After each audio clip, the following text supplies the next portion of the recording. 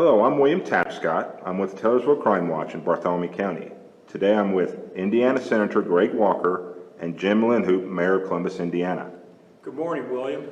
Good to see you again. Yeah, we're here with Senator Walker, and one of the issues we want to talk about is what's called the red flag law. You know, all of us have maybe some newfound concerns with respect to our security at public events. And the Ethnic Expo or the parades that we have on downtown Washington Street, or even maybe a basketball game at one of the grade schools, you know, there are concerns that we have today that maybe we didn't have, you know, a few years ago. So one of the improvements we've been able to make in Indiana is the red flag law. I'd like to have Senator Walker talk to us a little bit about that. Thank you, Mayor. It's good to be here. You know, Indiana was only the second state in 2005 to initiate what's commonly called the red flag law. You could really call it an extreme risk order, protective order. Extreme risk protective order is how it's referred to nationally. And so an ERPO is when there is either through law enforcement or a family member or some member of the community has some credible reason they think that someone is a risk to themselves or others for immediate harm or danger.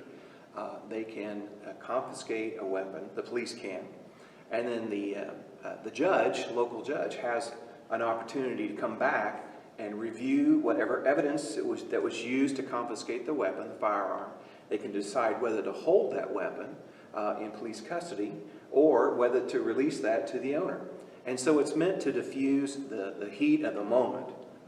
This is not a long-term means to address mental health issues in the state, but research suggests that the suicide rate by firearm may be down by 7.5% since the passage of this law, the reduction that would not have occurred other than for this language.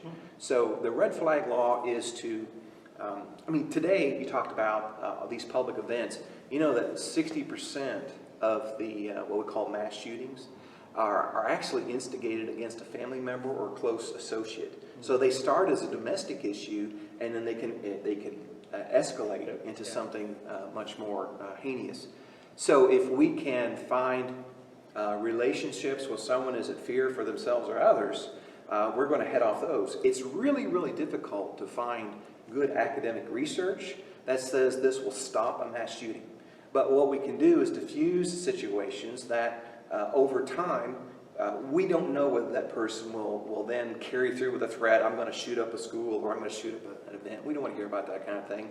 But what we do know is that people who are in a state of despair can act very irrationally. And this is a great way to intervene when there's been no crime committed, but there's a serious concern. Yeah.